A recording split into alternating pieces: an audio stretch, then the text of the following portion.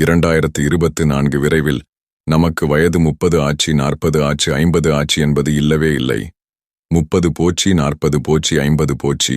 இதில் நம் கணக்கில் உள்ள புண்ணியம் எவ்வளவு, பாவம் எவ்வளவு, வரவு செலவு தணிக்கையில் கையிருப்பில் மிஞ்சுவது எது? அது அல்லாஹ் ரசூலுக்குத்தான் தெரியும் என்று சமாளிக்கக்கூடாது. நமக்கும் உள்ளங்கை நெல்லிக்கனி போல தெரியும்.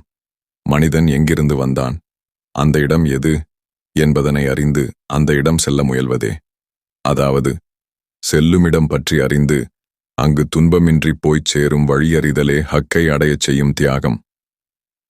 ஹக்கை அடைதல் என்பது அவ்வுலகம் சென்று அடைதல் மட்டுமல்ல, இங்கேயே அடைதலும் ஆகும்.